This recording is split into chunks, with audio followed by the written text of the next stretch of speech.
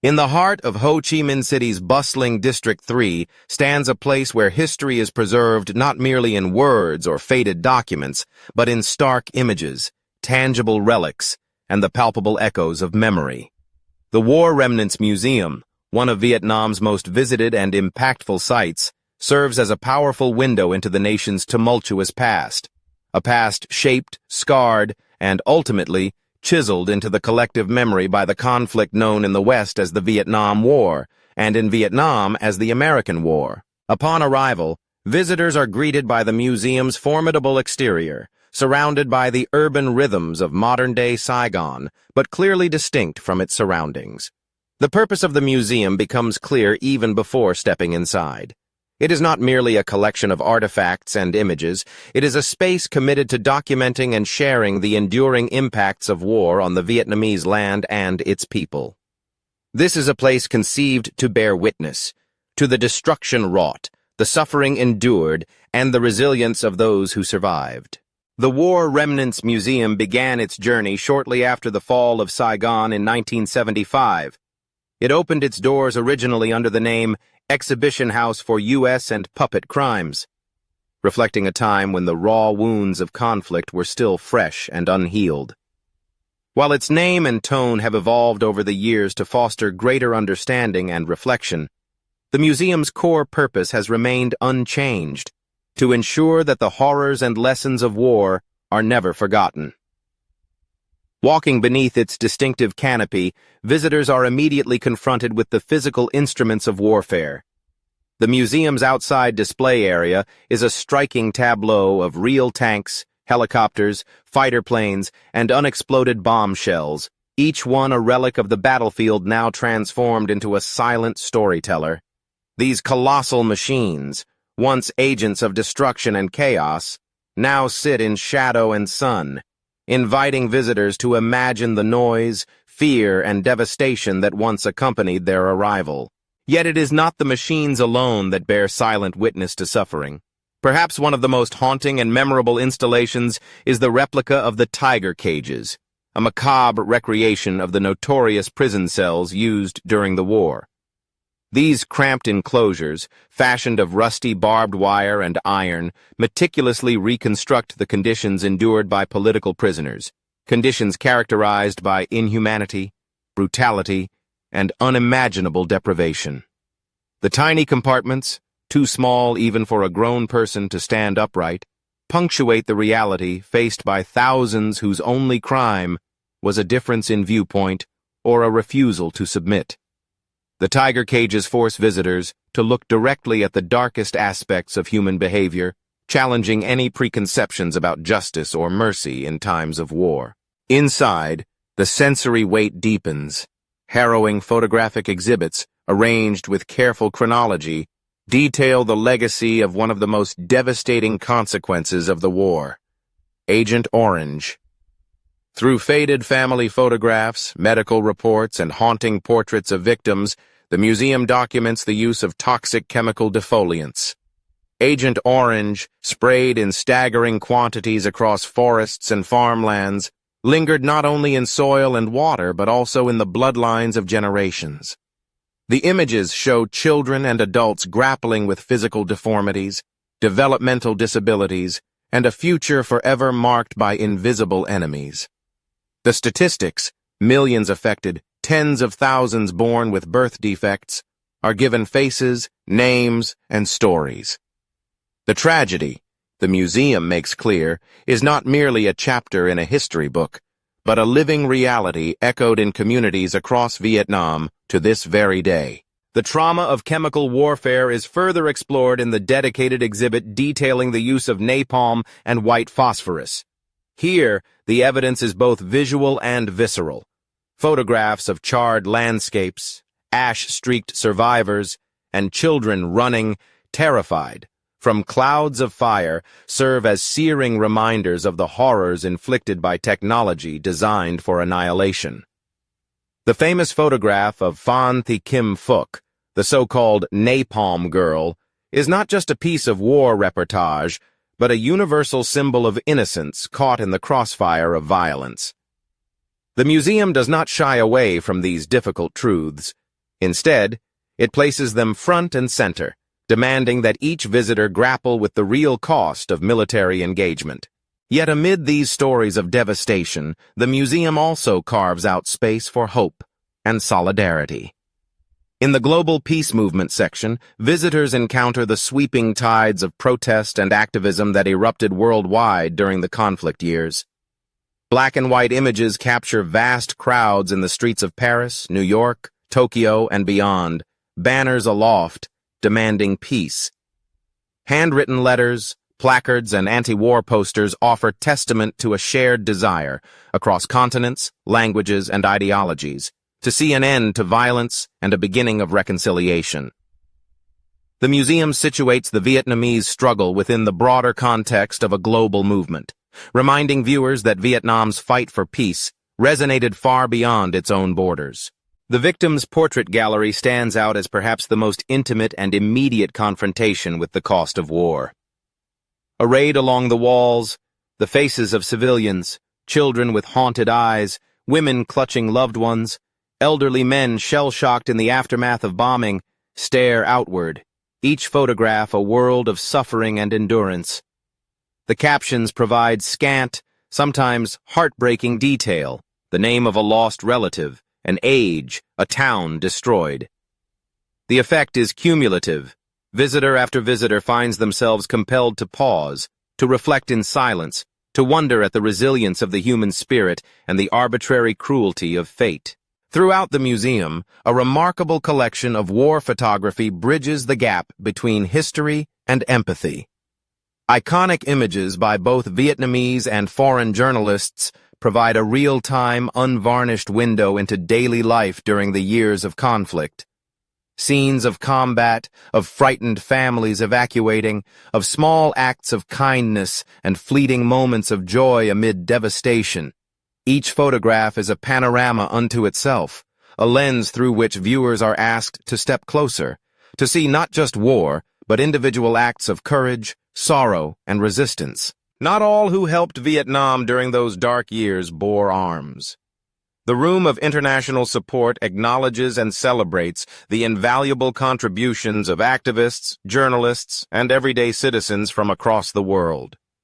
Letters of support, essays, and pieces of artwork, from Japanese peace movements to American anti-war activists, bear witness to a shared sense of justice and human connection transcending geography or politics. This section reinforces a vital message. In times of conflict, the world watches, responds, and sometimes comes together in meaningful ways. Moving through these exhibits, an emotional undertone slowly takes hold. The vast majority of visitors leave the War Remnants Museum altered, moved, shocked, sometimes overwhelmed by the brutality on display. But through the shock comes understanding. A deepened awareness of the costs of war, not just in terms of strategies and politics, but in shattered lives and impossible choices. The museum's curators have created a space that is as much about memory as it is about activism, as much about bearing witness as it is about warning against the repeating of past mistakes. Of course, no retelling of history is without its complexities and controversies. The War Remnants Museum, while celebrated for its honesty and emotional impact, sometimes finds itself a subject for debate. Its portrayal of the war is from a Vietnamese perspective, emphasizing the suffering inflicted by foreign aggressors and highlighting the heroism and victimhood of its own people. Some visitors, particularly those from countries once embroiled in the conflict, find the narrative unbalanced, shaped by the victors, perhaps less open to acknowledging the complexities and atrocities committed by all sides. This, too, becomes a powerful conversation starter.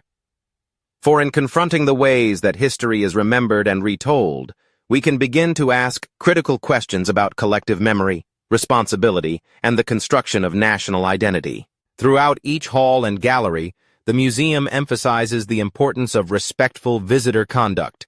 Photography is allowed, but discretion is advised. The difference between documentation and intrusion is a fine one when faced with images of profound suffering. The museum serves as a solemn space, a place for reflection, not spectacle.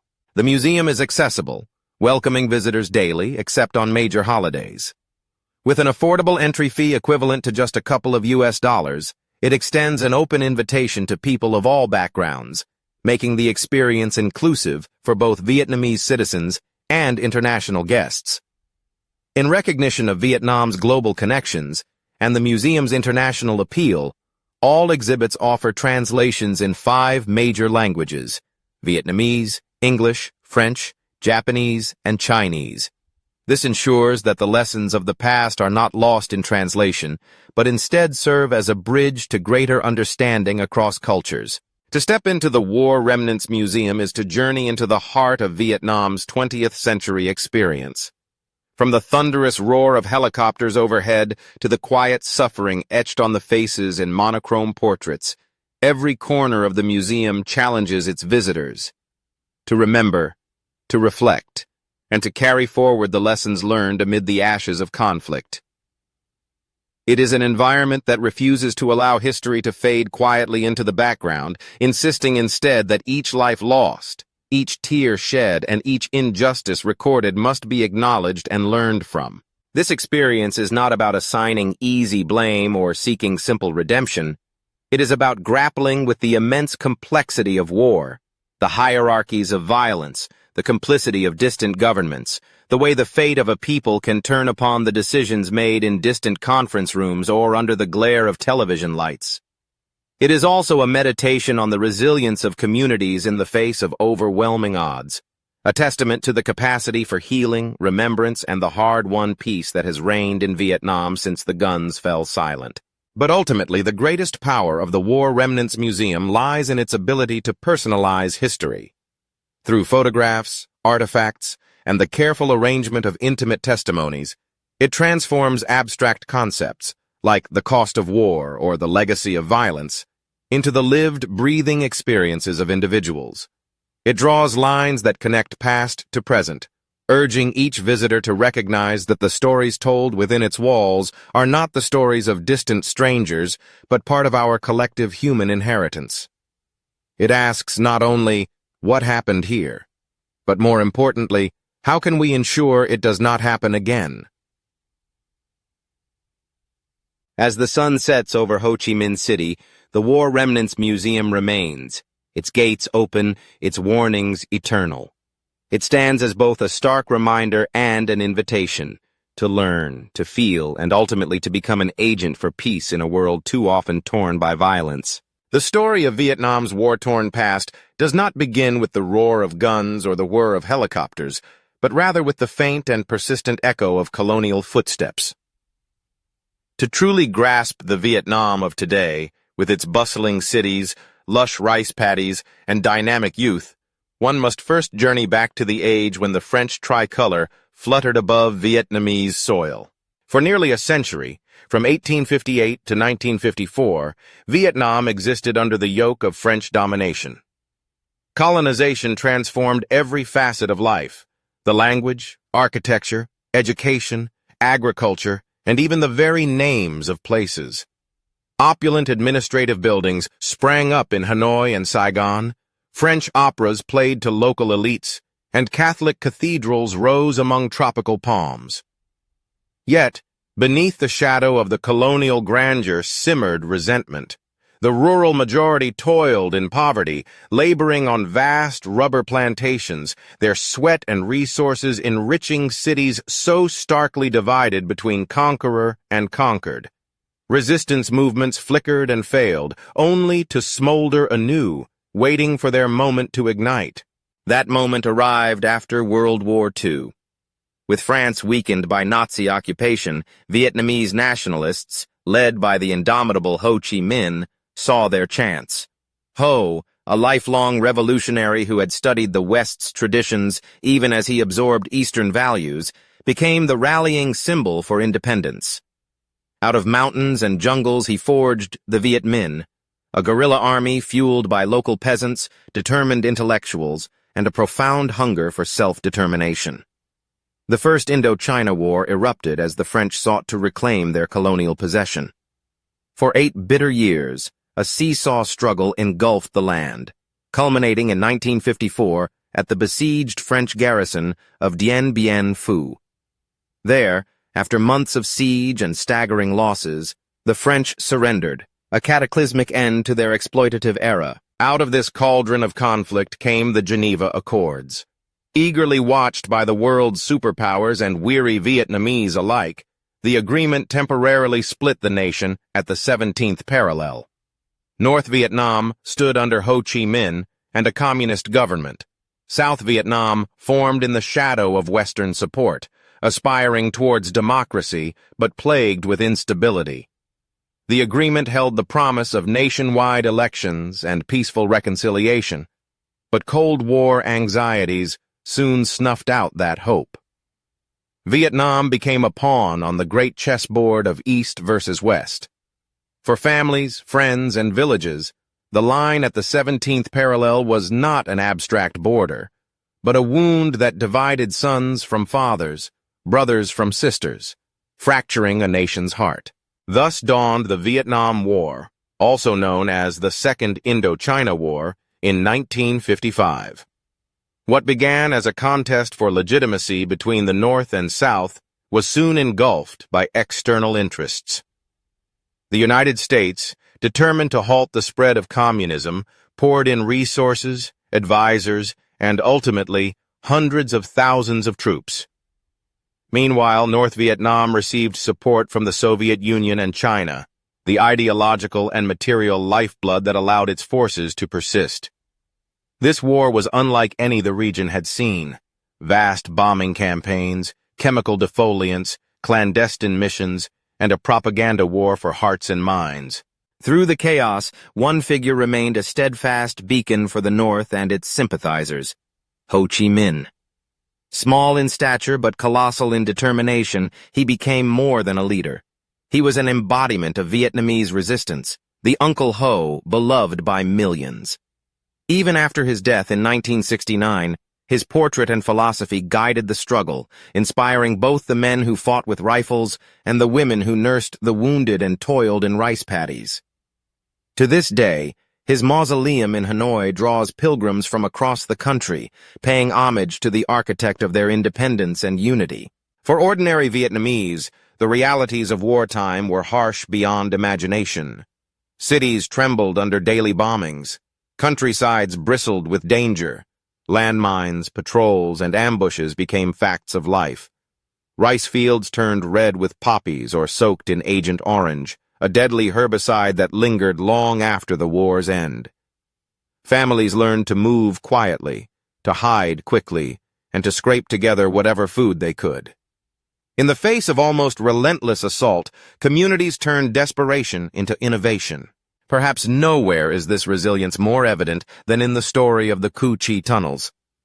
This underground labyrinth, stretching over 200 kilometers near Saigon, was dug by hand over the course of years, dark, narrow, and ingeniously concealed. More than a shelter, it was an ecosystem unto itself. Living quarters, hospitals, armories, and command centers, all hidden from above-ground eyes. Fighters would strike at their enemies, then melt away into the earth, re-emerging miles away.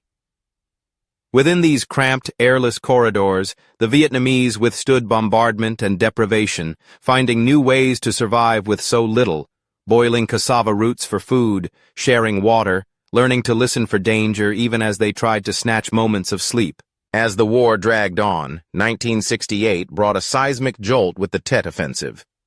During what should have been the sacred Lunar New Year, North Vietnamese and Viet Cong forces launched a series of coordinated attacks across South Vietnam, including the American embassy in Saigon. Though militarily costly for the North, the operation shattered American complacency and exposed the war's brutal stalemate. The images of street battles, of shocked civilians, of destruction, flashed across televisions around the globe, changing the tenor of U.S. politics and public opinion forever. The Tet Offensive marked a point of no return, accelerating demands for de-escalation amidst growing anti-war protest. Years of grinding war followed. More bombs, more suffering, and more losses for both sides. South Vietnam, battered and increasingly unsupported, found itself unable to stem the inexorable northern advance. On April 30th, 1975, armored columns rolled into Saigon's heart. Helicopters frantically evacuated the last Americans and their closest allies from rooftops as North Vietnamese flags unfurled over the city's presidential palace. The fall of Saigon is seared into the national consciousness, a moment of pain for those who fled, of jubilation for the victors, of finality for a nation that could at last be called unified, even though healing would take much longer. Yet peace brought its own tremendous trials. The United Socialist Republic of Vietnam was a land of ruins, towns and infrastructure leveled by bombs, fields poisoned, populations decimated and displaced. The late 1970s and 1980s are remembered as times of shortage and hardship. Hundreds of thousands risked everything as boat people, fleeing hunger, political retribution, or the inability to envision a future in their changed homeland. For those who stayed, food was scarce and rationed, jobs disappeared, and the secret scars of trauma pulled families apart. The dreams of socialist solidarity collided with the needs of daily survival. But Vietnam is nothing if not resourceful. In 1986, a bold shift occurred, Doi Moi, or renovation. The Vietnamese government launched sweeping reforms, opening the country step by cautious step to market forces and engagement with the wider world. State-run farms gave way to private smallholdings. Factories multiplied, cities swelled, foreign investment flowed. The transformation was neither easy nor without problems, but it set the nation on a path of rapid recovery. Where once there were only battered bicycles, now there were motorbikes and busy shops. Children began to dream not only of war, but of careers in technology, tourism, medicine, and education. As the decades turned, something remarkable happened. A conscious choice by both people and government to let go of old hatred, to foster reconciliation both at home and abroad. Old enemies became trading partners. Culture and language barriers were replaced by the universal language of commerce, travel, and curiosity. Vietnam's story was no longer just about bombs and battles, but about healing. Each year, veterans, American, Australian, Korean, French, returned to the places where they once fought, walking alongside locals who once faced them as adversaries. Stories are shared. Tears are sometimes shed. Bonds of understanding, if not always forgiveness, take root. Today, young Vietnamese learn about the wars not only from textbooks or monuments, but from stories told at family dinner tables, in local museums, and through art. They grow up in a country at peace, but never all that far from the memory of what it paid for its stability. National pride is expressed not in militarism, but in the resilience shown by their parents and grandparents, the ability to endure, adapt, and reinvent. On the streets of Hanoi, in the cafes of Ho Chi Minh City, in small villages and new university campuses, a new generation asks, how do we honor the past and build a future that is truly our own? For the traveler coming to Vietnam, history is more than just dusty dates or faded monuments. It is woven into the land itself. The faint outline of bunkers amid rice fields, the restored bridges over rivers that once ran red, the aging war memorials in solemn town squares. Understanding the pain and endurance of the Vietnamese people brings travelers closer to the nation's heart. To walk through the Cu Chi tunnels, or to stand in the former imperial citadel of Hue, is to sense not just tragedy, but the tenacity that allowed Vietnam to rise from its ashes. War tourism in Vietnam offers both opportunity and challenge. Sites like Khe Sanh, the demilitarized zone, and the preserved sections of bombed-out villages bear witness to the costs of conflict. Visitors are encouraged to not simply gawk, but to listen and reflect, guided by local voices, mindful of the ethical sensitivity required. For many, such journeys restore a sense of humanity and connection, breaking down barriers between cultures often divided by age-old narratives. To deepen understanding, stories are invaluable. Books like When Heaven and Earth Changed Places by Lily Hayslip provide a first-hand account of growing up in war and navigating peace. Bao Nin's The Sorrow of War offers a poetic meditation on trauma and remembrance from the perspective of a North Vietnamese soldier. Documentaries such as Hearts and Minds challenge viewers to confront the complex realities of war's aftermath beyond simple heroism or villainy.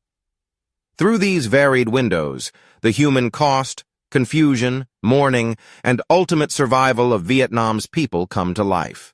At the end of this story, woven with pain, perseverance, loss, and hope, lies a powerful lesson. Vietnam's modern cities and tranquil countryside exist not in ignorance of history, but in dialogue with it. The country's success is not despite what happened, but because of how it chose to respond, with resilience, openness, and a refusal to be defined solely by its suffering. Travelers who approach Vietnam's past with humility and open minds will find a nation moving forward, but one that remembers. Its people have transformed their story of war into a lesson for peace, reminding us, quietly but unmistakably, that true liberation is not only from foreign dominion or violence, but from the hatreds that wars so easily sow. It's a story of transformation, from colonized subject to divided victim to survivor and builder of the future. And for those who come seeking to understand, Vietnam offers something rare, the chance to witness how a nation's wounds can become the soil for new beginnings, if met with courage and compassion.